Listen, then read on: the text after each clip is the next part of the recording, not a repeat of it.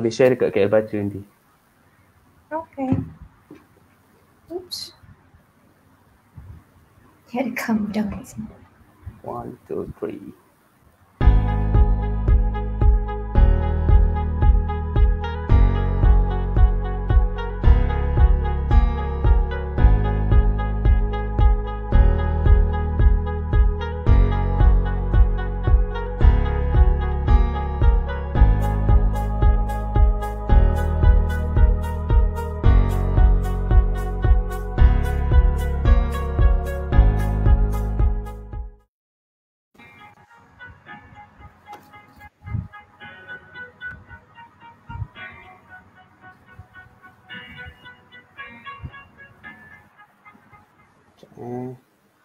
Kenapa dekat saya keluar?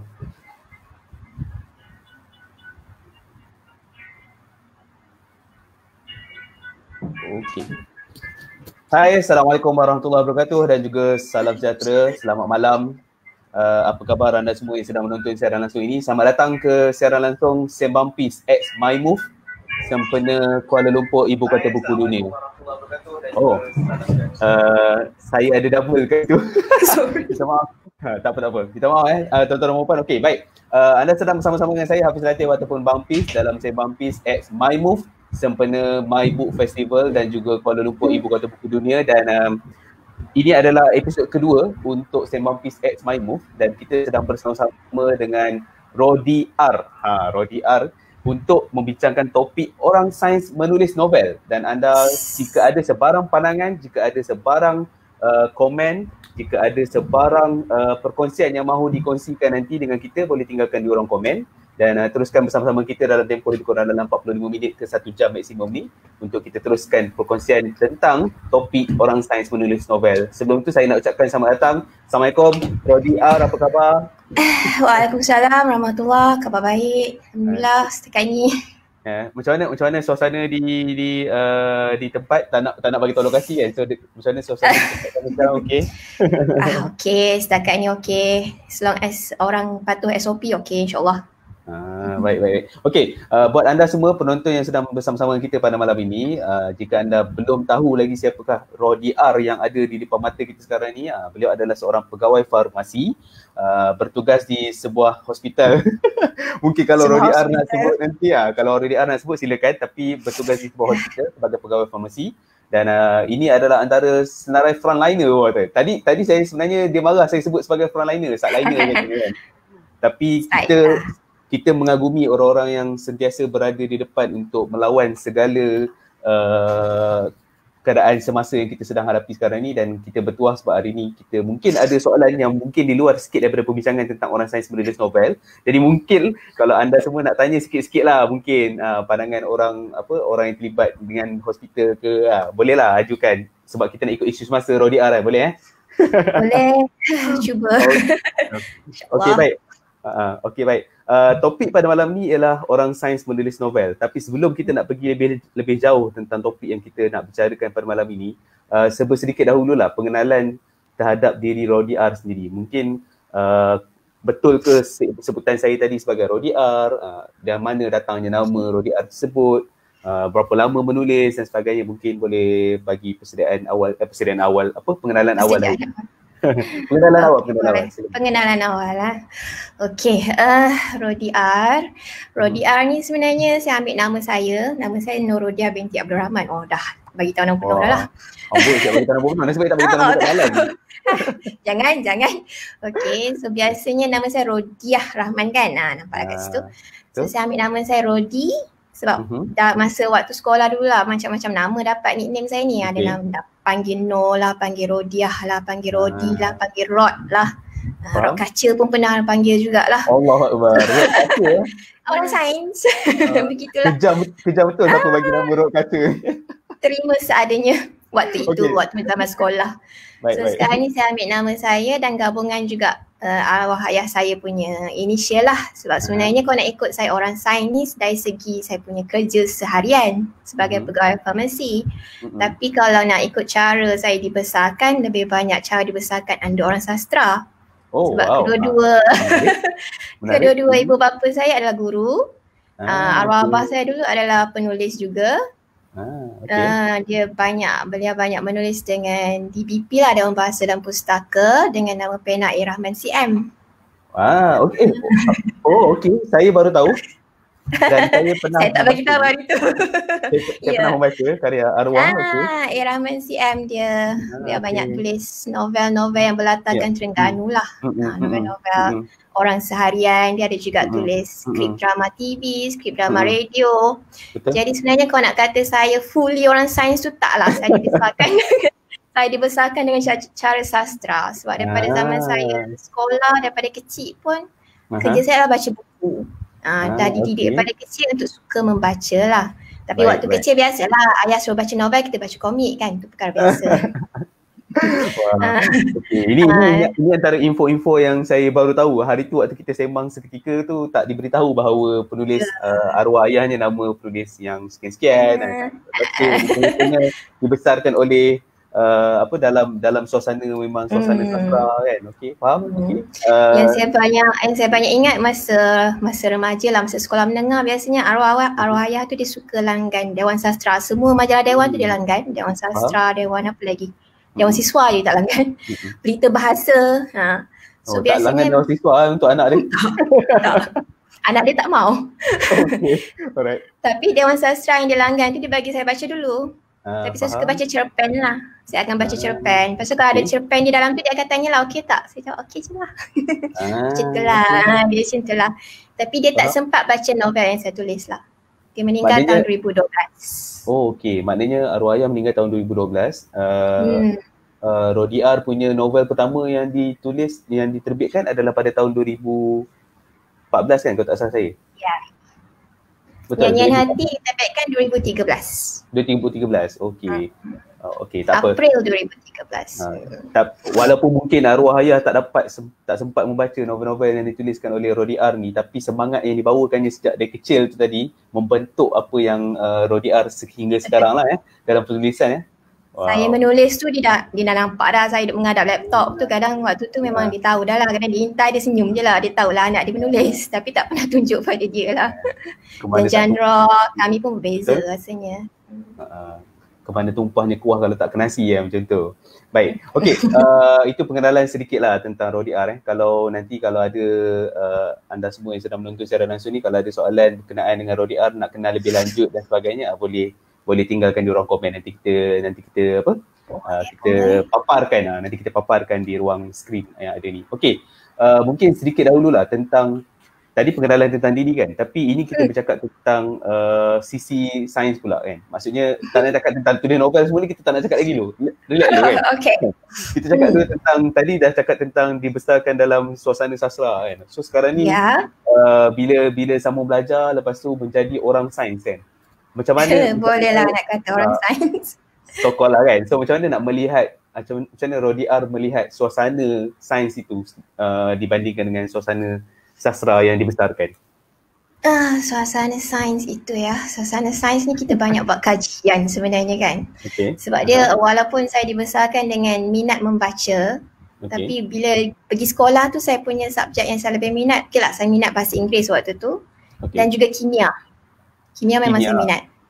Walaupun result SPM tidak seperti yang saya expect. Kimia dan biologi memang saya suka. Jadi waktu sekolah menengah memanglah kita cita-cita, semua orang rasanya kot cita-cita nak jadi doktor kan. Tapi saya tak nak sebab saya takut nak cocok orang. Saya ingat lagi reason saya. Saya ingat lagi waktu reason saya memang saya tak nak sebab saya takut nak cocok orang. Faham. Bila masuk matrik memang ambil matrik yang sains hayat lah. Sains hayat kan dia dah keluar fizik. So saya memang give up dengan fizik waktu tu. Fizik is not my forte lah kita kata. Alright. So, masuk sains hayat, lepas tu waktu tu saya nampak macam bidang farmasi ni ada potensi lah. Waktu tu senang kata bidang farmasi ni senang dapat kerja. Yang kita fikirkan waktu tu nak dapat kerja. Jadi saya pun aim ke arah itulah untuk dapat farmasi. So masa SIBO orang UPU tu pun memang the top 4 memang farmasi lah kononnya. Bawah-bawah tu dia ada 8 pilihan. Saya ingat masa tu 8 pilihan. 4 pilihan pertama farmasi. Farmasi UKM, farmasi USM, farmasi apa lagi itu? farmasi UiTM. Lepas tu ada 3 bawah tu saya ingat saya tak dentist. konon. Sebab result sekarang okey lah untuk bio dan kimia ni kan, dengan matrik pun okey je. Bawah sekali saya tak TESOL sebab saya minat bahasa Inggeris. Kiranya tak lupa jugalah yang last tu at least ada lah kan. Dan yang dapat tu yang last tu sebenarnya. Oh ya ke? Oh okey. Yang dapat yang last okey. Saya dapat TESOL. So saya sempatlah belajar 1 bulan di UKM untuk TESOL. Alright. Lepas tu baru saya dapat rayuan untuk ke farmasi lah di UiTM. Faham. Saya lambat sikit masuk UiTM tu. Farmasi tu bukan escapism sebab tadi takut cucuk orang tu kan? Dia satu sebab takut cucuk orang, satu lagi sebab masa tu arwah ayah pun tak berapa sihat. So saya punya aim adalah nak kerja di bidang kesihatan ni supaya saya boleh bantu dengan ilmu yang kita akan belajar nanti tu lah. Lebih pada ilmu perubatan ni sebenarnya ilmu orang kata fardu kifayah kan. So at least boleh juga ambil sikit-sikit pada situlah. Tapi bila dah start kerja, memang akan rasa waktu aku belajar dulu macam itu sangat basic sebenarnya 4 tahun belajar. Bila masuk kerja lagi banyak benda yang kita belajar sebenarnya. Faham. Tapi kan waktu Rodiar sedang belajar menjadi seorang farmasis dan sebagainya kan. Waktu tu tadi suasana membesar dengan suasana sastra. Lepas tu waktu belajar ni suasana sains akhirnya kan. So waktu suasana sains ni, waktu tu ada pasal soalan lagi. Ada waktu suasana sains ni ada tak pasal-pasal yang menulis dah habis belajar tu baru mula menulis ke macam mana? Waktu saya tengah belajar tu kadang kita belajar stres. Lagipun saya masuk lambat sebulan. Jadi saya nak mengejar orang lain yang dah dapat sebulan punya pembelajaran ni. Memang waktu tu awal-awal masuk memang saya sangat stres. Tapi cara saya untuk escape sikit dari stres adalah membaca. Jadi waktu tu saya banyak membaca sebab kita dah belajar sains, kita baca banyak fakta kan. So jadi fikiran kita sekarang ni tak nak terlalu sangat fokus pada fakta tu. Kita beralih juga kepada fiction sikit. So saya lebih macam tu sebab mungkin daripada kecil macam tu kot. So cara escapism saya adalah dengan fiction. So saya banyak baca buku. Novel waktu tu novel Inggeris lah yang banyak ni saya baca. Novel Inggeris, romance lah juga. Bolehlah nak kata sebab waktu tu kan yang orang kata yang lebih menarik untuk dibaca dan konsentrate-nya adalah novel-novel romantik ni kan. So kita bacalah novel-novel tu. Saya sebenarnya baru nak tanya kat Rodiah juga tadi sebab yelah bila kata membaca kan, kita pun di platform KL Baca sekarang ni sempena My Book Festival. Jadi nak jugalah tanya tentang Rodiah punya genre kesukaan. Mungkin kalau ada penulis yang digemari kan, sebab kadang-kadang kita akan cakap kalau contohlah kata orang sastra kan, kalau kita suruh senaraikan nama penulis kegemaran, mungkin dia akan senaraikan nama sekian. Mungkin ada nama yang sebenarnya kita tak terlintas pun yang sebagai orang sains meminati penulis ni. Mungkin Rodiah boleh kongsi dengan kita. Syamaya cakap okey. Genre saya waktu saya mula membaca, tengok abang saya dah komen Harry Potter. Okey. Nampak komen abang saya. Okey. Genre saya daripada mesti dia kenal adik dia ni macam mana ni. Of course, mesti tahu. Okey. Genre tadi? Waktu remaja, waktu sekolah, kita kalau novel Melayu, kita punya generasi saya waktu tu adalah generasi Ahadiat Akashah. Betul. Ingat tak Ahadiat Akashah punya generasi kita lah kiranya. Itu adalah generasi kita. Waktu itu memang kita ingat lagi masuk kelas pun buka Ahadiat Akashah, buku lain.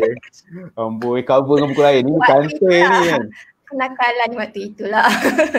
Tapi bila beralih ke arah matrik tu lebih lebih terbuka untuk membaca novel lain kan. Novel Inggeris waktu tu saya suka Judy McNaught. Judy McNaught. Waktu start bekerja saya mula baca Philippa Gregory. Philippa Gregory ni dia banyak tulis genre history, sejarah Eropah.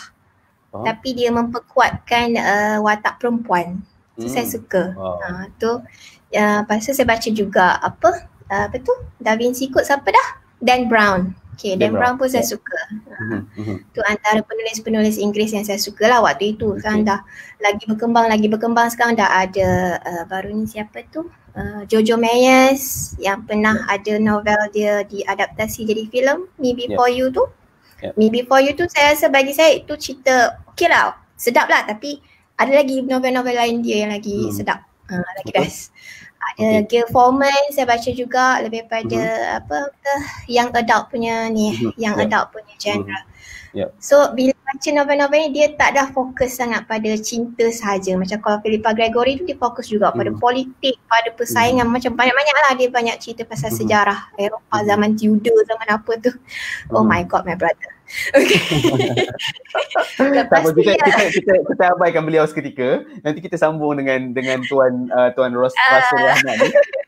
Tapi kita teruskan. Masa matrik saya start diperkenalkan dengan Harry Potter. Betul lah tu, Harry Potter tu waktu saya ingat roommate saya itu dibaca mula-mulanya, pasal saya pun ikut baca bestnya. So kita pun baca juga.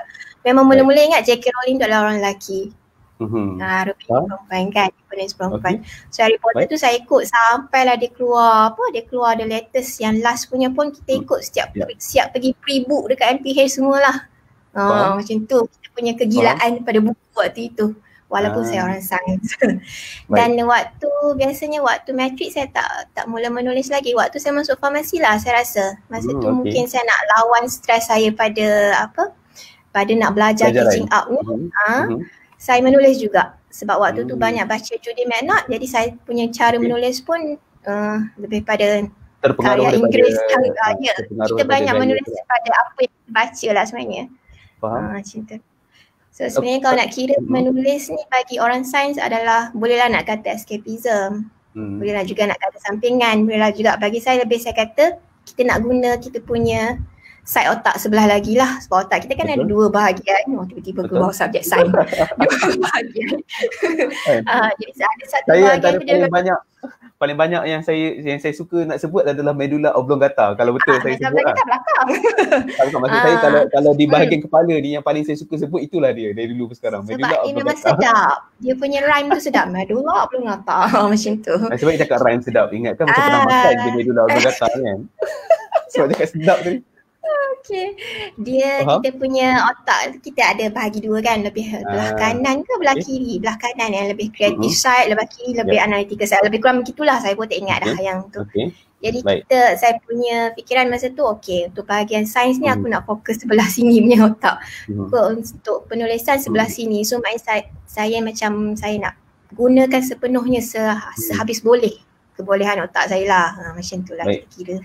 Tadi Rodiar ada bagi tahu tentang nanti kita akan menyapa rakan-rakan kita yang sedang membanjiri ruang komen ya. Tapi tadi Rodiar ada sebut juga tentang waktu tengah belajar jadi di bidang farmasi tu barulah mula start menulis kan, So bagaimana Rodiar melihat dengan mempelajari bidang sains misalnya, adakah dia boleh menjadi macam ni bahan bantu untuk ataupun dijadikan bahan bantu untuk penulisan?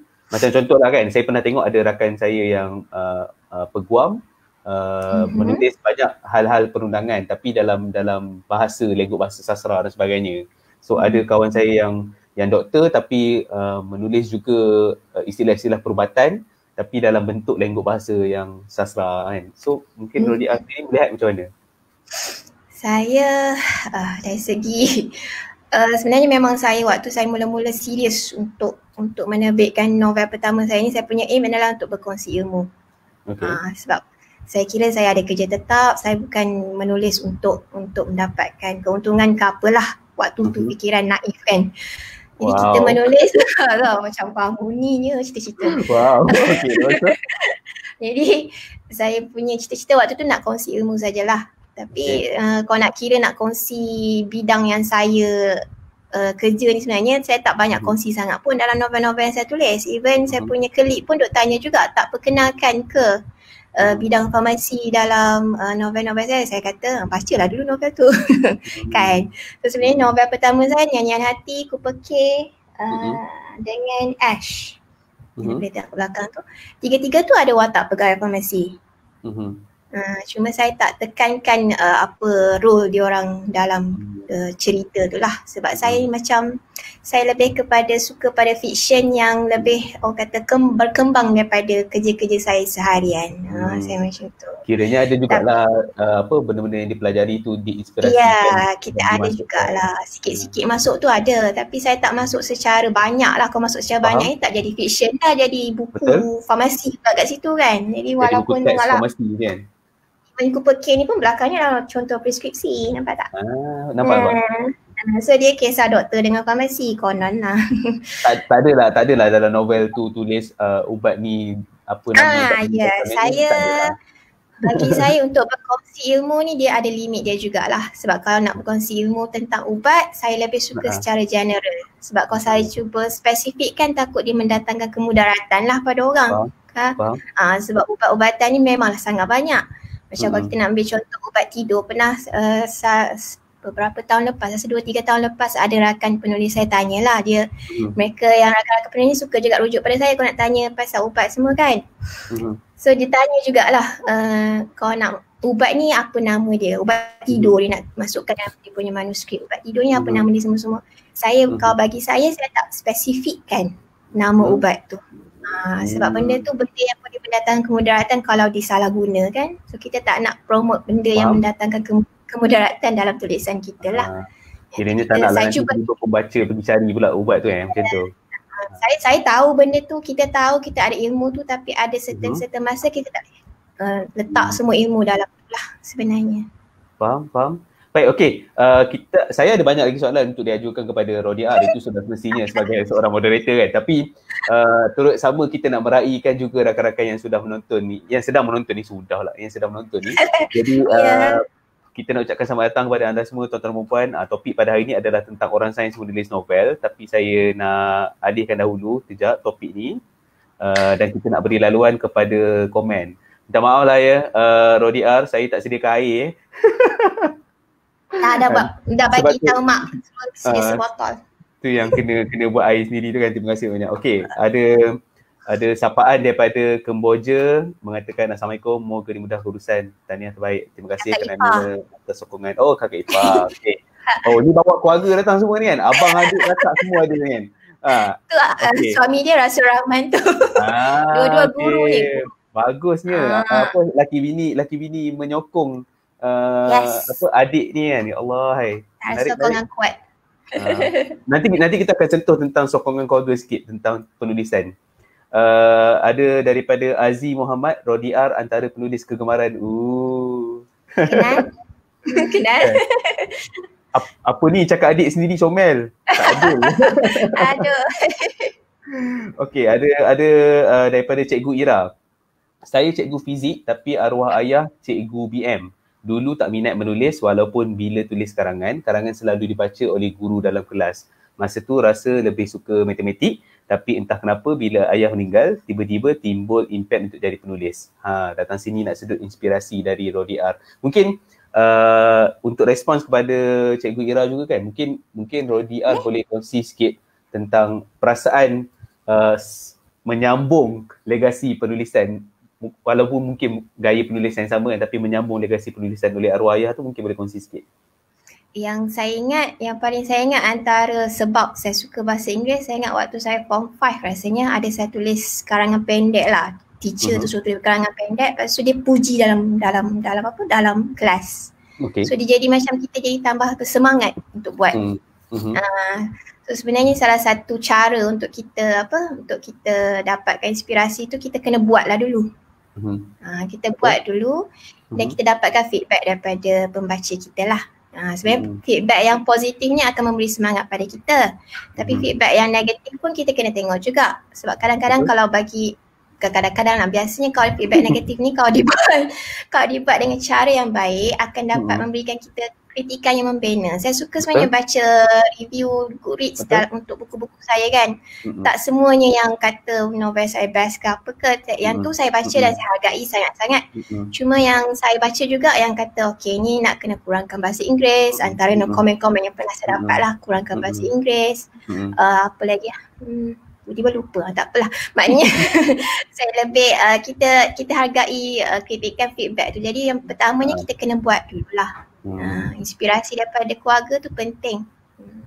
Sebab sebenarnya kau nak kata sebab sebenarnya kalau nak kata teruskan.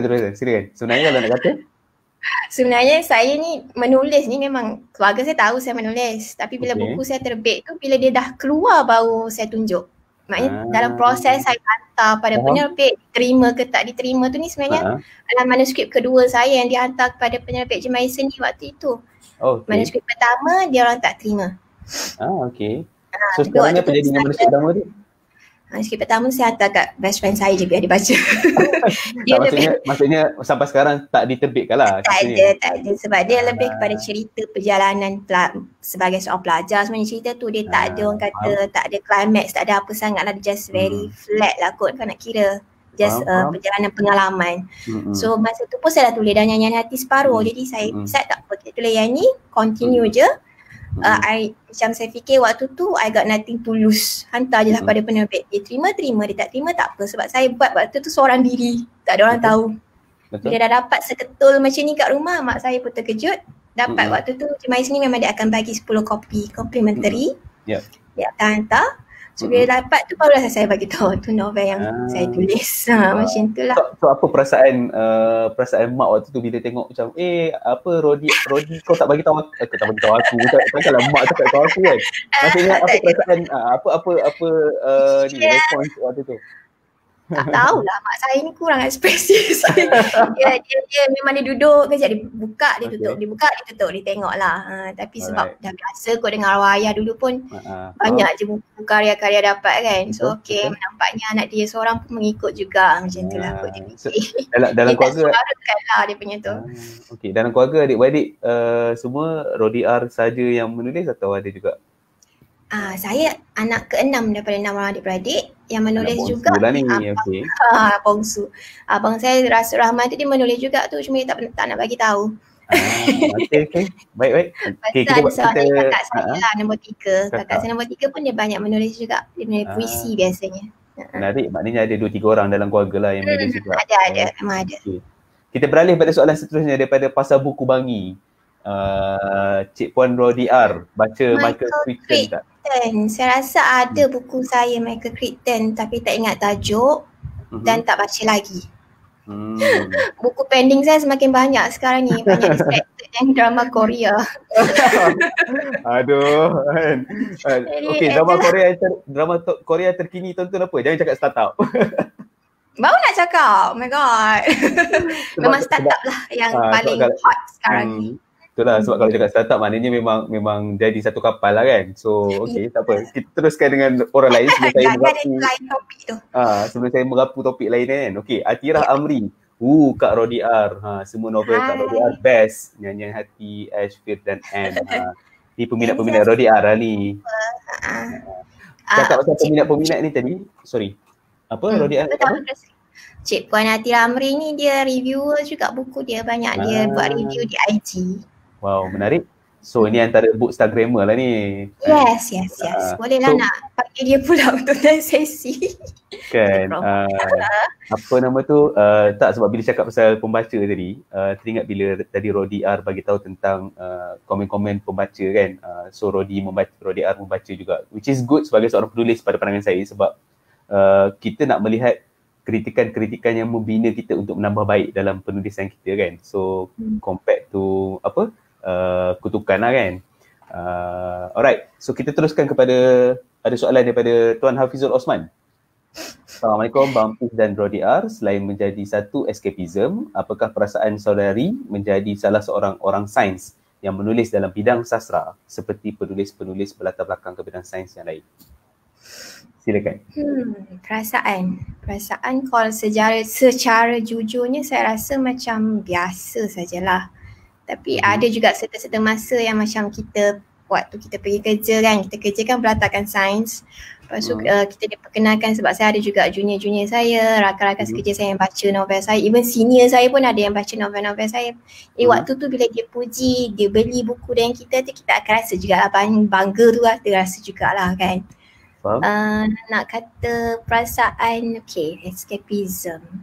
Saya rasa macam tu je perasaan saya kot. Sebab saya macam saya kata saya nak balancekan penggunaan otak saya kan. Saya tak rasa special sangat pun, just untuk kata apa, nak balancekan, itu sajalah, seimbangkan apa yang kita boleh guna sebaiknya lah.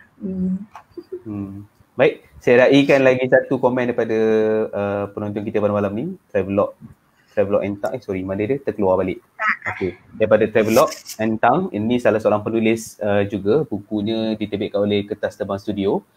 Saudari, ada sesetengah pembaca kata penulis berlatar belakang sastra, bukunya umpama rumah yang cantik. Manakala penulis berlatar belakang sains ini, bukunya seperti rumah tapi tanpa langsir, alas meja, bermaksud tidak berbunga-bunga sangat dalam bahasa. Tengok bahasanya betul serang sahaja. Apa pendapat saudari? Saya setuju. Pendapat saya setuju sebab kita dibiasakan dengan bacaan-bacaan fakta untuk bidang sains. Cara kita kerja, kita baca fakta. Okey, ubat ni mekanisme tiba-tiba keluar. Mekanisme dia apa, untuk apa, side effect dia apa kan. So dia akan keluarkan fakta-fakta tu straight 1 tu macam tu. Jadi untuk kita kata nak mencantikkan fiction yang kita tulis tu, ada masanya keluar jugalah bahasa bunga-bunga sebab macam saya bagi tahu tadi, saya punya latar belakang bukanlah 100% sains. So saya banyak membaca, hasil daripada bacaan saya itulah yang saya kata asimilasikan. Betul ke tak penggunaan perkataan ni? Betul. Ke dalam penulisan saya. Saya betul kan je. Hari ni sebab tetamu kan, jadi saya betul kan je. Betul kan je, nanti kena check dictionary balik. Jadi biasanya kita kata macam mana, nak kata rumah tapi tanpa langsir tu tak berbunga-bunga sangat. Kalau saya baca buku saya balik pun, saya rasa bahasa saya memang tidak berbunga-bunga sangat lah. Saya lebih suka menulis straight to the point. Tapi yang saya suka lagi adalah penulisan yang ada ritma, ada kata rhythm. So rhythm tu sebenarnya nak kata berbunga, dia bukan bunga, dia macam penulisan puitis. So saya sedang cuba untuk buat tu dalam novel-novel saya lah sebenarnya. Dalam Firaun N mungkin ada. Tapi kalau tengok novel saya, Nyanyian Hati, Cooper K, semua tu lebih direct to the point lah. Sebab waktu itu saya menulis, saya punya target pembaca adalah golongan muda, golongan belia, golongan remaja. Jadi apa yang saya nak nak kongsikan pada mereka adalah dengan cara direct to the point lah. Orang muda sekarang ni tak nak bahasa-bahasa berkias ni nak straight. Bagi tahulah benda nak buat macam tu. Jadi waktu tu saya punya aim adalah pembaca yang golongan belia, golongan remaja. Jadi bahasa yang saya gunakan pun bahasa yang ringkas, bahasa yang kata layman, yang nak kata dia bukan bahasa kasar, dia bahasa yang mixed language pun ada, Manglish kan, Malay dengan English kan. So nak sampaikan saya punya pengkongsian ilmu tu melalui cara itu. Tapi yang cukup mengejutkan saya sebenarnya, golongan pembaca saya pun terdiri daripada pelbagai usia sebenarnya. Walaupun target saya tak capai, tapi saya cukup berbangga lah sebab ramai juga yang umur 40 tahun, 50 tahun ke atas pun ada baca novel saya dan mereka suka. Saya pun lagi that's good. Menarik. Memang bahasa saya memang straight to the point lah. Tapi kan, terima kasih juga lah untuk soalan ni, sebab saya rasa untuk soalan lanjutan daripada apa yang Rodiah kongsikan tadi kan, sebab bila kita cakap contoh kan, kalau dulu-dulu lah mungkin orang beranggapan bahawa kalau nak menulis ni puisi ke, cerpen ke, novel ke, semuanya hanyalah hak milik mutlak orang-orang sastra semata contohnya kan. Ada mungkin anggapan ada anggapan yang begitu kan. Maksudnya kalau nak tulis je, aku sebagai pelajar sastra, aku saja yang boleh tulis. Contohnya lah kan. Tapi dengan keadaan semasa, dengan sekarang ni yang kita lihat sebenarnya sangat banyak karya-karya yang dah pun diterbitkan yang bukan lagi hanya satu kelompok sastra ataupun penulis sastra semata, tapi juga berlatar belakangkan dengan bidang yang pelbagai. Contoh hari inilah kita ada Rodiah.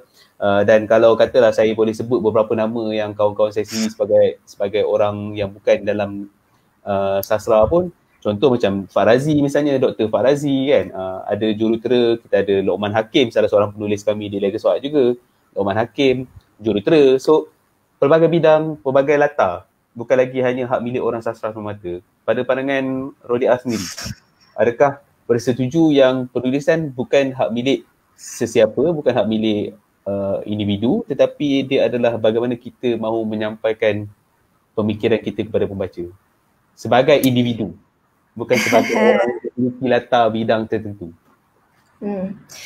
Sebab saya sendiri pun boleh dikatakan sebagai berlatarkan sains dan saya pun dah berjaya mengeluarkan beberapa karya dan karya saya diterima baik oleh pembaca saya. Jadi saya boleh kata, saya boleh bersetujulah dengan penyataan bahawa penulisan ini tidak termaktub pada satu golongan sahaja. Cuma golongan sastra ni kelebihan dia adalah kelebihan dalam berbahasa untuk menulis dengan bahasa Melayu tinggi, dengan bahasa yang baik. Itu kelebihan pada di pihak mereka lah. Maknanya dia bila dia tulis tu dia boleh edit dengan baik dia punya penulisan dia balik. Kalau macam orang sains ni mungkin bila dia tulis bila dia tulis mungkin untuk mengedit balik tu mungkin dia perlukan pertolongan daripada editor yang berlatar belakangkan sastra. Kan kita ada course creative writing kan dekat universiti semua tu. Waktu itulah kita nak gunakan golongan-golongan ini. So bagi saya sebenarnya benda ni adalah boleh kata sepatutnya bergerak seiring. Dia bukan bergerak salah satu sahaja. Tak semestinya orang sastra kena menulis kerja. Maknanya dia tak bagi langsung ruang penulisan kepada orang sains. Tak boleh macam tu. Dia kena bergerak bersama-sama. So bila orang sains menulis, walaupun dia tak menulis fiction, mungkin dia menulis tentang fakta, dia masih lagi memerlukan orang sastra untuk tengok balik dia punya manuskrip tu adakah perjalanannya betul, editing dia daripada segi grammar dia, tata bahasa dia, ni tak kisahlah bahasa Melayu ke bahasa Inggeris kan. So sebenarnya kita bergerak bersama-sama. Yang penting sekarang ni orang sains boleh kongsi ilmu dia dengan orang sastra pun boleh kongsi kebolehan dia dengan orang sains. Itu yang saya perhatilah sebenarnya. Jadi bagi saya sendiri pun saya terbitkan novel saya ni mungkin dalam novel saya ni banyak jugalah saya keluarkan sikit fakta-fakta sains kan. Saya hantar pada Jemais ini sebab saya percaya waktu tu Jemais ini memang antara yang penerbit yang memang dia punya SOP tu memang sangat padulah kita kata. Dia punya pengasas dia Jemais ini pun munshi DBP. So daripada segi editing saya sangat berpuas hati dengan Jemais ini sebab tu saya boleh proceed dengan mereka. Semua karya saya lah sebenarnya. Semua karya sekarang ni diterbitkan oleh Jemais ini. Jemais ini semua novela, cerpen semua. So bagi saya kita tak boleh nak kata satu golongan tu lebih daripada golongan yang satu lagi lah. Kita bergerak bersama-sama. Mungkin kelebihan saya sebab saya belajar bidang sains tapi saya dibesarkan dalam orang kata suasana sastra. So saya banyak baca cerpen-cerpen Dewan Sastra. Kalau baca memang pening sebenarnya. Bahasa dia sangat indah dan sangat memeningkan kepala, lebih pening daripada nak ingat mekanisme ubat kadang-kadang tu. Jadi kita tahu kat sebenarnya ilmu kedua-duanya adalah tinggi. Jadi kita seimbangkanlah. Kita nak kata salah satu je penting. Betul. Tapi kan kalau saya nak terbalikkan soalan tu boleh tak? Contohnya kan, ni sengaja lah ngada-ngada nak terbalikkan soalan tu kan. Orang sains boleh menulis. Maksudnya yalah tadi sebagai pharmacist boleh menulis novel kan. Tapi orang yang mengambil penulisan, orang yang mengambil tulisan kreatif lah, orang sastra misalnya, dia tak mungkin bukan nak kata tak mungkin lah, maksudnya dia tak boleh jadi pharmacist kan. Maksudnya boleh faham tak konsep soalan tadi tu? Boleh. Teruskan. Jadi kalau kita nak terbalik ke soalan tu, macam mana kita nak menerima pula sebagai orang sastra sebagai pharmacist? Ya, itu pentingnya kita kata rujukan. Macam saya kata tadi, sebagai orang sains yang menulis, saya tulis, saya masih lagi merujuk pada editor untuk memperbaiki manuskrip saya.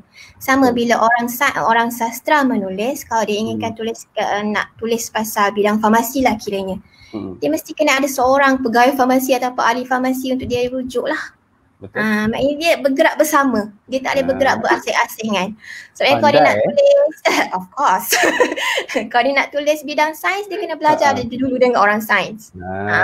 Sekarang ni waktu dulu mungkin 20 tahun dulu mungkin payah sikit lah nak kena baca buku, nak kena jumpa orang berdepan, minta ilmu kan.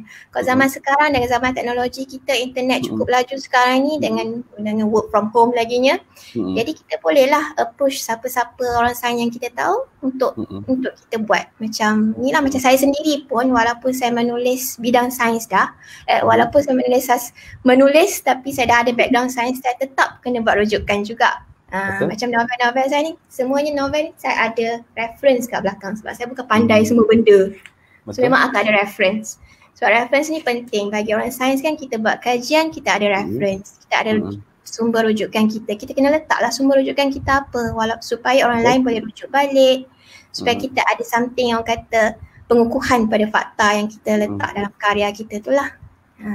Cara penerangan nampak sangat memang anak cikgu Ya ke? Macam menerangkan dalam kelas kan? Oh ya. Sebab tu je saya garang, junior saya tahu saya garang. Okey, kita teruskan. Ada soalan daripada audiens juga. Saya nak raikan audiens ni juga dengan soalan-soalan mereka. Daripada saudara H-Din Hafizuddin. Mungkin H-Din tu adalah Hafizuddin. Terima kasih sudah sudi menonton. Salam saudara Hafiz, salam, dan juga saudari Rodiar. Saya ada 2 soalan. Yang pertama, pada pendapat saudari, mengapakah kebanyakan novel science fiction di antarabangsa lebih berjaya berbanding novel science fiction tempatan? Padahal kita sudah berjaya ke angkasa raya. Itu yang pertama. Yang keduanya, apakah pendapat saudari dengan lambakan novel cinta di pasaran kita berbanding novel yang mencerna idea sains? Terima kasih. Terima kasih atas soalan ni. Okey, silakan Dr. R. Soalannya sangat bagus. Saya duk baca tadi dah soalan tu. Macam mana aku nak jawab? Okay. Sambil-sambil lah. Okey. Novel science fiction di antarabangsa compare dengan novel science fiction tempatan. Okey, novel science fiction ni saya sendiri pun sebenarnya nak kata saya banyak baca novel science fiction pun tak sangat, lebih banyak menonton. Yang tempatan yang saya pernah baca mungkinlah antologi yang Jemari sini buat lah. Jemari sini pernah buat antologi science fiction. Betul. So yang tu saya pernah baca lah. So mengapakah lebih berjaya ni, saya rasa macam mana nak kata ya, dia bukan science fiction saja yang kurang berjaya kau nak kata sebenarnya. Dia semua genre novel di Malaysia ni, kita kalau nak banding dengan antarabangsa memang masih lagi kurang berjaya lah kalau kita nak kata kan. Sebab kita nak kita berjaya di peringkat antarabangsa ni, kita perlukan proses terjemahan yang bagus. Supaya novel Melayu kau nak baca di Perancis, kenalah terjemah pada bahasa Perancis, betul tak? So dia sebenarnya dia tidak terhad pada novel science fiction saja, novel-novel lain pun macam tu. Dan sebenarnya di negara kita pun bukannya ada banyak sangat novel cinta. Sebenarnya kau nak kata pasal novel cinta ni, semua novel saya ada berapa ya? 1, 2, 3, 4. Semua novel saya bukan kata ada 14 ke? Wah, banyaknya. 10 tu adalah termasuk cerpen, termasuk novela, termasuk faham. Okey, bukan banyak cerita sangat. So sebenarnya tu ada akan nampak. Novel-novel saya sebenarnya semuanya adalah ada tema cinta. Sebab sebenarnya tema cinta ni kita tak boleh nak lari. Walaupun science fiction, even Interstellar pun dia ada a bit Interstellar movie lah kan, betul? Interstellar saya ambil contoh science fiction yang secara movie lah sebab saya kurang membaca science fiction. Kalau science fiction katalah Star Wars pun dia punya temanya adalah asal-asalnya Anakin dengan Amidala tu adalah bercinta. So sebenarnya kita nak lari daripada lambakan kisah cinta. Betul? Sebab kisah cinta ni sebenarnya dia memberi kita kata rasa lebih teruja untuk membaca lah. Betul tak? Sebab semua orang dia akan rasa cinta, dan cinta ni tak semestinya antara lelaki dan perempuan sahaja. Ni bukan nak kata lelaki dengan lelaki ya. Ni saya nak kata cinta ni, perasaan sayang tu boleh buat daripada mak ke anak, anak kepada mak, pada ayah, abang kepada adik, abang saya ni sibuk betul. Okay. Macam tu lah. Dia adik kepada abang. Jadi dia sebenarnya nak kata lambakan novel cinta tu betul dia berlambak, tapi kita kena cari dalam banyak-banyak lambakan tu ada yang berkualiti sebenarnya. Kita tak boleh nak kata merendahkan novel cinta tu macam melambak dekat pasar malam macam nak belek-belek macam tu, tak ada. Jadi sebenarnya kalau nak kata nak compare suasana pembukuan lah kot. Suasana pembukuan di Malaysia dan suasana pembukuan di antarabangsa masih sangat jauh ketinggalan. Saya minta maaf lah terpaksa mengatakan sebegitu rupa sebab saya pernah juga mengikut trip Cik Puan Azah, Abdul Rahman ke Korea. Dan kita ni buat trip buku tau, kita bukan buat trip K-pop. Patut saya guna gambar yang satu lagi tu kan? Gambar yes. Gambar profil. Gambar. Sebenarnya gambar yang dekat poster tu pun adalah gambar di Giam Bok Gong. yang buku istana. Tu pun gambar. So kami pernah buat trip ke sana. Cara diorang promosikan buku tu merata-rata. Buku mereka. Satu lagi yang saya kagum dengan cara dia punya suasana penerbitan tu adalah penterjemahan dia. Macam buku Harry Potter masuk Korea dah jadi bahasa Korea. Buku Michael Crichton tadi masuk Korea jadi buku Korea. Jadi terjemahan dia sangat mantap lah. Termasuk juga Indonesia, saya pun ada beberapa kali juga, 2 kali tahun lepas ke Indonesia, ke Jakarta. Memang kita tengok dekat memang aim kita orang ni pergi trip buku, memang pergi kedai buku lah jawabnya kan. Masuk kedai buku, yes. Masuk kedai buku, buka ni buku apa saya tengok itu, buku daripada luar negara lah. Siapa tak familiar tak ingat. Dah diterjemahkan pada bahasa Indonesia. Walaupun baru seminggu macam tu terbit secara antarabangsa. So kita punya Malaysia ni macam mana kita nak buat? So mungkin juga Encik Hafiz boleh ni lah licensing ke antarabangsa tu boleh lah. Kita tolong novel-novel Malaysia. Puan Azhara senyum. Kan dia itu dalam topik kita nak kena buat. Betul. Bagi tapi kalau nak cakap asal pelaksanaan apa dia? Macam selain dah lah. Tapi betul juga macam abang saya kata novel cinta banyak di Malaysia sebab banyak permintaan. Tapi kalau kita tulis, sebab yang saya pernah baca macam penulisan di Malaysia, ada je penulis-penulis kita yang menulis thriller, tapi ada juga diselitkan sikit cinta, macam novel Sarah Aisyah kan. Dia tak semestinya orang kata tulis novel, lambatkan novel cinta tu tak semestinya hanya fokus pada cinta sahaja. Dia kena cari, kena gali lagi di kedai-kedai buku tu. Kedai buku tak banyak dah sekarang. Masalahnya cari lagi yang mana berkualiti lah. Salah satu ni novel-novel saya macam tu. Faham. Tu novel cinta. Kita teruskan dengan tapi kan sebab bila kita cakap pasal orang sains yang menulis, sebenarnya mungkin topiknya adalah orang sains yang menulis je sebenarnya. Kita fokuskan kepada novel sebab memang Rodi R banyak menulis novel berbanding dengan genre yang lain kan. Tapi dalam keadaan contoh ini adalah antara benda yang saya lihat tak semestinya kalau kita bukan orang sastra ataupun kalau katalah kita sebagai orang sains misalnya tapi menulis, tak semestinya kita tak boleh nak capai anugerah tertentu ataupun tak boleh nak capai pengiktirafan tertentu. Ada ramai je sebenarnya yang saya lihat. Contoh sekali lagi saya ambil contoh rakan saya Dr. Farazi misalnya, walaupun dia seorang doktor tapi dalam masa sama berapa banyak anugerah ataupun hadiah sastra yang beliau menangi sebagai dalam bidang puisi lah terutamanya kan. Hadiah sastra Kumpulan Utusan tu memang berlambak-lambak. Macam saya pernah sekali je, tapi kalau Farazi ni rasanya lebih daripada berapa kali dah, 10 kali agaknya pemenang hadiah sastra Kumpulan Utusan. So Rodi R sendiri pun ada kalau tak salah saya One Fine Day. Betul kan? One Fine Day kan? One Fine Day One Fine Day pun pernah memenangi apa nama tu, tempat kedua dalam Reader's Choice Award Popular The Star tahun 2015. So mungkin boleh kongsi sikit lah dengan audience kan tentang One Fine Day ni kan. Kenapa dia boleh sehingga menjadi, tunjukkan sekali lagi cover ni tadi kan. Masih ada di pasaran ke, boleh dapatkan tak agak-agak? Dia available di eCentral. Dalam bentuk digital lah. Dalam bentuk digital lah. One Fine Day ni sebenarnya adalah novel saya yang paling pendek saya ambil masa untuk tulis. Wow. Novel-novel lain macam Nyanyian Hati ni saya ambil masa dalam 1.5 tahun macam tu. Saya peram setahun sebab tak berani nak hantar pada siapa. Lepas tu saya terbit. Cooper K pun lebih kurang setahun juga. Ash pun lebih kurang sama. Tapi One Fine Day saya start menulis bulan 2 bulan November saya dah boleh hantar pada penerbit pada bulan 2 macam tu, saya pun tak ingat. Tapi tak sampai setahun lah proses penulisan itu. One Fine Day ni asalnya saya nak tulis berkenaan sebab waktu tu saya baru lepas travel, lepas keluar negara. Waktu tu saya pergi Melbourne. Waktu tu ada kakak saya sambung belajar di sana. So saya pergi sana, saya sangat suka dengan suasana Melbourne. So saya nak dokumentasikan suasana itu. Saya ni jenis tak boleh lah nak tulis diary ke apa kan. Jadi saya tulis sebagai bentuk fiksyen. Waktu itu pula minat sangat dengan Shah Rukh Khan. Amboi. TMI betul lah malam ni. Waktu tu. Okay, minat Shah Rukh Khan. So saya nak juga ada salah satu watak saya yang nama Khan kat belakang konon. So dalam buku ni dia punya watak lelakinya nama dia Aryan Khan. Tapi dia bukan India lah, dia Pakistan. Okay.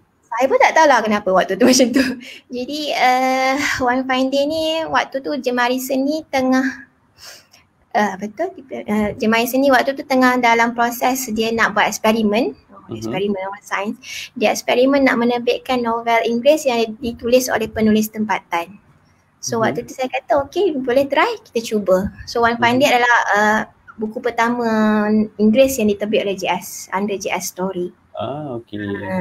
So ceritanya sebenarnya cerita cinta juga, okay? Dia cerita cinta juga sebenarnya. Memang tak lari daripada tu. Tapi saya banyak cerita tentang watak perempuan ni. Dia baru kematian ibu bapa. Jadi dia kena pergi ke Melbourne tu untuk tinggal bersama dengan abang dia. So dia mungkinlah dalam fasa kita kata depressed lah jugalah. Mungkin bukan diagnostically as clinical depression ke apa. So pada suatu hari datanglah si hero ni, macam itulah. So banyaknya kisah hero membantu heroin untuk bangkit semula lah.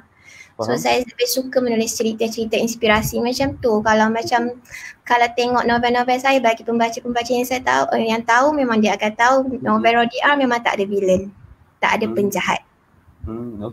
Semua watak-watak murni lah ni. Dia nak kata watak murni tu tak juga, dia lebih pada watak yang berperang dengan diri sendiri. So apa yang jahat dalam novel saya adalah perasaan seseorang itu, perasaan insecure dia, perasaan dia punya jealousy dia. Perasaan tu sebenarnya bagi saya villain yang dalam diri sendiri ni lagi susah nak lawan daripada villain yang fizikal kat luar, kita boleh tumbuk lah bye-bye. Macam tu lah kan. Betul. Tumbuk lepas tu terus bye-bye Contohnya lah. Senang sangat cerita. Senang sangat nak tumbuk kan. Bagi saya kejahatan dalam diri tu lebih susah nak lawan sebenarnya. So saya punya novel-novel banyak memberi inspirasi ataupun memberi cara-cara untuk lawan benda tu. Bukan lawan physical villain yang ada di depan mata. Saya lebih suka push macam tu lah sebenarnya. Faham? Okay, bila Rodi R cakap tentang novel-novel yang dah disebutkan tadi kan, mungkin ada audiens kita yang menonton ni mungkin ada yang tergerak hati untuk memiliki buku-buku yang ditulis oleh Rodi R sendiri kan. Mungkin boleh kongsi dengan audiens lah. Tadi satu dah bagi tahu dah, dalam bentuk digital boleh dapatkan dekat eCentral. Mungkin ada yang stok yang fizikal ke, kalau ada yang nak fizikal? Stok fizikal yang masih ada dengan saya lah Nyanyian Hati. Nyanyian Hati. Kupa K. Alright. Dan saya terbit yang baru, Fear dan End. Okay. So yang tu semua boleh dapatkan dekat Rodi R lah. Maksudnya boleh hubungi Rodi R lah. Boleh hubungi saya dengan PM saya dekat page saya Rodi R, ataupun di Rodi R Rahman punya Facebook page, Facebook pun boleh, dekat Instagram saya pun boleh. Rodi R 838 tu. Baik. Bolehlah dapatkan tanda tangan sekali kan? Ya, of course.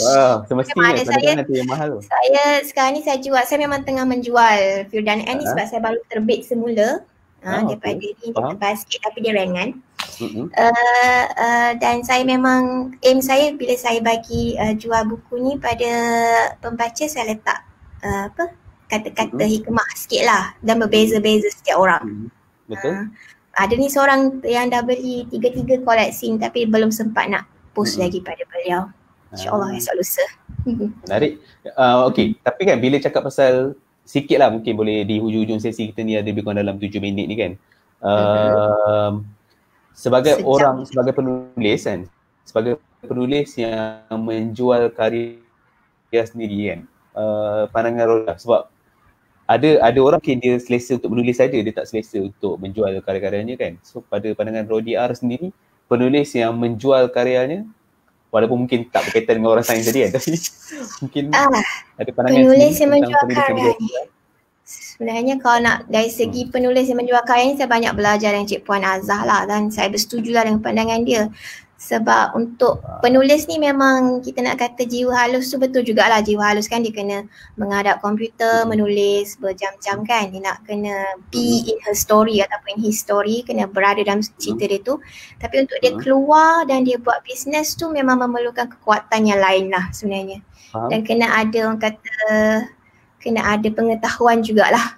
Untuk bagi saya sendiri dalam pengalaman saya nak jual Firdan Air ni, saya lebih banyak kesian pada pembaca lah. Sebenarnya asal-asal saya terbitkan semula Firdan Air ni sebab saya kesian pada pembaca saya. Waktu tu masa Firdan Air keluar tahun 2017 yang dengan Jemari Seni punya. Saya ingat lagi masa tu pergi dekat booth JS di Pesta Buku Antarabangsa. Memang kita kadang penulis pergi untuk buat fan signing event kan. Jadi waktu tu memang ada, bila kita promote buku tu dia pun kata ada beberapa, ada student lah yang saya ingat dah muka dia macam mana. So dia kata tak apa, nanti saya beli Cik Rodia tapi tengah nak simpan duit dulu. Jadi saya rasa macam kesiannya. Dia bila kita, untuk orang penulis jadi orang bisnes ni, dia mungkin jauh sikit lah perjalanan nak cecah tu. Bagi saya penulis ni mungkin dia memerlukan orang lain untuk buat bisnes untuk dia. Kalau dia dapat buat sendiri dan memang bagus, memang tabik spring lah, tapi dia sebenarnya memang memerlukan orang lain lagi lah. Sebab bagi saya reason pertama saya nak terbit semula Firdan Air sebab saya nak supaya yang menyimpan duit dulu tu dia boleh beli. So ada tak dia mesej bagi tahu kata saya simpan duit. Saya simpan duit saya kan. Saya jadi dapat beli. Saya pun tak tahulah. Yang ni sekarang ni pun tengah jual ni pun ada lagi yang mesej saya, tak apa saya nak kena tunggu gaji lah. Apalah saya terima je semua tu. Memang kita sebab saya menulis betul lah, bila saya orang sains dan saya ada kerja tetap. Jadi duit tu bukan benda utama untuk saya menjual buku saya lah sebenarnya. Tapi saya tahu di luar sana ramai penulis yang memang struggle nak jual buku dia sebab itulah sumber pencarian dia yang utama kan. Saya mungkin sumber pencarian saya bukan yang utama sebagai penulis. Jadi kira bersyukur dan bertuah dari segi itulah, alhamdulillah. Cumanya apa saya nak kata tadi? Cumanya nak kata saya pun tak tahu nak kata apa. Semuanya kalau nak kata nak jual buku sendiri tu mungkin saya masih lagi bertatih lah. Saya kena belajar dengan lebih ramai orang dan saya rasa kalau saya dapat terbitkan, ada orang tanya kan bila nak keluar novel baru, Cik Puan Aziz tanya. Memang tengah menulis sekarang ni. Memang tengah menulis sekarang ni. Bila dah siap tu saya pun tak tahu lagi bila akan siap, baru 12 bab ke. Target saya untuk cerita tu 65 bab. So baru 12 bab. Tu pun mengambil masa 3 tahun. So saya pun tak tahu bila akan siap. Tu pun saya tak tahu. Saya rasa saya takkan jual sendirilah kot. Mungkin saya memerlukan orang lain untuk buat penjualan bagi saya. Sebab saya kerja tetap ni pun ada batasan dari segi masa jugalah nak menguruskannya. Macam Firdan Air ni saya terbit sikit saja boleh lah.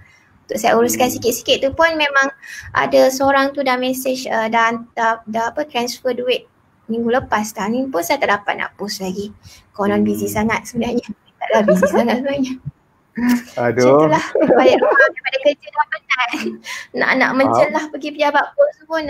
Jadi dia adalah batasan-batasan dia untuk kita sebagai penulis yang ada kerjaya lain untuk terbitkan dan jual buku sendiri. Kalau penulis tu memang dia tak ada kerjaya lain, mungkin dia boleh teruskan lah. Dia boleh buat lah sebenarnya. Tapi tetap bagi saya untuk terbitkan buku yang berkualiti, kita sangat-sangat memerlukan novel-novel yang berkualiti di Malaysia ni sebenarnya. Kita yang menulis ni masih lagi memerlukan khidmat editor, khidmat proofreader sebenarnya. Yang lebih orang kata lebih memahami konsep bahasa Melayu tinggi ke kan. Tu lagi kita masih memerlukan khidmat-khidmat mereka ni lah. So jangan nafikan tu lah. Jangan tulis sendiri, nak edit sendiri tak boleh lah macam tu. Betul-betul, saya setuju.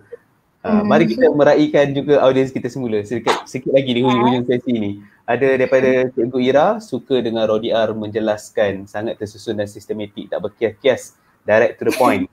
Memang begitulah orang sains.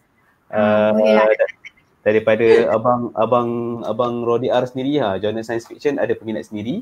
Sama macam novel, genre-genre lain, mereka di luar negara lebih terdedah dengan science fiction disebabkan budaya masih kekal minat membaca untuk menambah ilmu. InsyaAllah. Betul. Ini saya boleh tambah sikit lah. Sebenarnya saya sangat setuju lah dengan pendapat abang saya. Kami ni memang keluarga membaca lah kot. Yang saya tengok yang bila saya keluar ke luar negara kan, ke Indonesia, ke Korea, dia punya minat membaca tu sangat lain dengan minat membaca negara kita. So kita banyak lagi nak kena improve lah sebenarnya. Diorang walaupun keluar drama Korea, dalam drama tu mesti ada juga rak buku lah dia letak, dia promote buku pun ada, dia tulis, dia tunjuk buku pun ada, apa-apa kata-kata semangat dalam buku tu pun ada. Jadinya itu cara dia memupuk minat membaca dalam kalangan rakyat dia lah. So kita ni kena usaha ke arah itu sebenarnya di Malaysia. Kena kejar yang tu. Dalam startup pun siap jual buku startup pun. Ya, dia bukan startup saja, semua kebanyakan novel Korea pula dah. Kebanyakan drama Korea. Kau tengok yang apa, It's Okay to Not Be Okay. Ya, betul. Betul. Di Netflix tu dia memang Gante. Sangte Gante. Ingat dah dia 3. Yes. Yang tu watak utama dia adalah penulis novel, novel ilustrasi kanak-kanak. Watak utama dia. Dan memang ada keluar novel itu. Betul. Ada tengok Cik Puan Azhar beli. Ya, Kak saya pun belilah. Memang okay, fine. Sebab dia punya cerita tu sangat berinspirasi. So kita nak kena pupuk minat tu dulu. Sebab sekarang ni rasa macam bagi saya yang dipupuk daripada kecil ni, saya sikit macam rasa sedih juga dan terkilan juga dengan generasi sekarang nak pupuk balik minat membaca. Macam anak-anak saudara saya pun memang kau balik rumah ni buku banyak. Pilih je nak baca apa. Kau tengok juga handset kau kan. Gerak. Sebab saya kata ni rak ni boleh baca untuk umur-umur macam ni. Rak ni tak boleh lagi. Macam tu. Buku dalam bilik saya jangan sentuh, saya tak baca lagi. Macam tu lah lebih kurang. Jadi kita kena dedahkan pada anak-anak kita. Saya tak ada anak. Pada anak-anak generasi muda kita ni dengan minat membaca. Pada kecil pun daripada umur taska, umur tadika pun sebenarnya. Betul. Baik. Ni nampak gayanya ada bakal pembeli ni nanti ni. Baik, nanti saya mesej. Nampak. So Cikgu Ira ni nanti bolehlah mesej kan. Commission saya kita sembang belakang tak ada lagi gurau-gurau. Okey, lepas tu ada daripada Ain Said. Alhamdulillah dah ada semua novel Rodi R. My favourite of course Cooper K. Cooper K ni ramai betul orang minat dia. Tahulah kenapa. Lepas tu Puan Azli akan setia. Jadi silakan. Okey, baik. Kita sebenarnya dah di hujung sesi-sesi kita ni juga. Mungkin kalau sebagai penutupnya yang boleh kita kongsikan atau yang boleh kita bicarakan pada malam ni dengan audiens kita dengan Rodi R pada malam ni, mungkin boleh kita cakapkan tentang sedikitlah pengalaman Rodi R sendiri sebagai macam mana Kak? Orang sains yang menulis lah. Kita tak cakap pasal novel, kita cakap sebagai orang sains yang menulis. Mungkin Rodi R melihat apa sebenarnya yang menjadi satu kepentingan kepada orang-orang sains ni.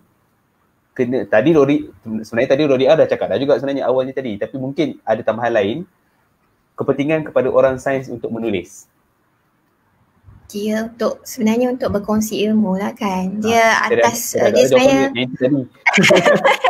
bergantung pada individu. Bergantung pada individu tu apa tujuan dia menulis lah. Ada orang nak berkongsi ilmu, ada orang nak keluar daripada suasana sains yang very orang kata fakta dan sepanjang masa, ada juga orang macam tu kan. Ada orang apa lagi nak kata, bagi saya sebenarnya menulis ni adalah betul lah escapism. Dan bagi kalau ada di luar sana yang orang sains yang nak menulis ataupun orang yang ada kerjaya tetap yang nak menulis, cari masa yang sesuai untuk menulis. Macam saya tak menulis waktu siang, saya menulis waktu malam. Lepas balik kerja dan saya tak menulis waktu kerja lah. Kena bagi tahu juga tu nanti kalau bos-bos tengok. Jadi dan kita hargai idea yang Tuhan bagi kat kita lah. Sebab macam saya sendiri kalau ikut pengalaman saya menulis, waktu menulis nyanyian hati dulu, mula-mula waktu tu tengah berulang kerja lebih kurang 45 minit ke hospital. Hospital tu jauh sikit daripada hospital sekarang lah. So saya ingat lagi waktu tu saya bila datang idea tengah drive tu, saya berhenti sekejap tepi jalan, saya tulis dalam saya punya phone. Saya ni jenis tak boleh tulis dekat, tak boleh tulis tangan, tulisan tangan saya buruk. Orang sains mungkin macam tu. Ini saya tulis dalam phone. Balik rumah. Nak kata fakta tak juga, tapi daripada pengalaman ni memang kebanyakan macam tu. Daripada dah 13 tahun kerja ni tu yang kita tengok kan. Jadi balik rumah bawa kita olahkan idea kita lah. Bagi saya sebenarnya orang sains pun boleh menulis, tak kata tak boleh. Tapi nak menulis tu kena tengok kita punya tujuan nak menulis untuk apa. Kalau sekadar untuk menulis berkongsi ilmu untuk kata nak menyombong dengan ilmu kita, tu tak boleh lah juga kan. Kena kata kena perhalusi balik niat tu balik lah. Sebab kadang bila pembaca yang teliti dia boleh tahu tak, bila dia baca kalau dia rasa ni sempang je ni macam tu. Maknanya dia tengok fakta yang dia tulis tu mungkin betul fakta tu, tapi cara kita menulis tu pun nak kena cara yang dengan cara penulisan yang boleh di-approach oleh pembaca dengan baik lah. Tu yang kita perlukan, editor kita perlukan proofreader kita, sebab mereka yang akan baiki balik penulisan kita tu sebenarnya. Faham? Pernah tak susah nak baca preskripsi yang dikeluarkan oleh doktor? Nak je macam tu. Tadi soalan kan? Nak ingat kejap Dr. Fad punya preskripsi okey tak? Nanti saya type lagi. Sebab sekarang kami dah guna sistem komputer kan, lain sikit lah. Oh okey, faham. Maknanya dah. Oh okey, baik. Okey, baik. Baik, okey. Kita dah sampai ke penghujung sesi juga. Saya nak ucapkan terima kasih sekali lagi kepada Rodi R kerana sudi bersama-sama dengan kita berkongsi secebis pengalaman hidup dan juga cerita sebagai seorang penulis, orang sains yang menulis novel. Terima kasih banyak sudah bersama-sama dengan kita untuk berkongsi pengalaman. Dan terima kasih juga audiens yang setia bersama dengan kita daripada awal tadi sehingga ke akhir sesi ini. Mungkin pesanan lah sikit lah sebagai orang lupa lah kan, orang kerja kat hospital kan. Pesanan penutup di keadaan situasi semasa. Okey, sebab saya berada di rumah, start pakai mask. Patuhilah SOP dan jaga penjarakan fizikal kita lah sebenarnya. Sebab kita kalau nak ikut pesanan, kalau nak kata virus ni, bagi saya virus ni dia tak pergi ke mana dah, dia akan ada lah di samping kita. Jadi kita lah nak kena cuba untuk adaptasi. Tengok adaptasi untuk elakkan daripada dijangkiti. Kita patuhi SOP, pakai mask dan cuba elakkan tempat-tempat yang terlalu ramai orang. Macam tu lah. Jaga hand sanitation, cucian tangan selalu. Sanitasi tangan kena ada lah. Hand sanitasi tangan, ya betul. Kena ada lah benda-benda tu. Baik. Itu pesanan-pesanan daripada Rodi R untuk kita semua. Jaga kesihatan, jaga diri baik-baik sebab dalam situasi semasa ni kita tak tahu apa yang akan berlaku kan. Jadi sekali lagi sebagai penutupnya, terima kasih banyak. Terima kasih kepada anda semua. Teruskan bersama-sama dengan saya untuk episod-episod seterusnya dalam Sembang Peace. Lupa pula, esok pagi, alang-alang sebagai penutup, esok pagi jam 10 pagi di KL Baca, saya akan bersama-sama dengan Tuan Muhammad Syaufiq untuk membicarakan topik berkenaan dengan memahami hak cipta sebagai pengkarya. Tuan Muhammad Syaufiq adalah penolong pengarah di bahagian hak cipta di MyIPO, Harta Intelek, Perbadanan Harta Intelek Malaysia. Baik, jadi jumpa esok pagi jam 10 pagi insyaAllah, dan terima kasih sekali lagi Rodi R. Kita jumpa lagi di lain waktu. Assalamualaikum warahmatullahi wabarakatuh. Terima kasih kembali. Dan maaf kalau ada apa-apa kekurangan. Waalaikumsalam warahmatullahi wabarakatuh. Bye-bye. Bye-bye.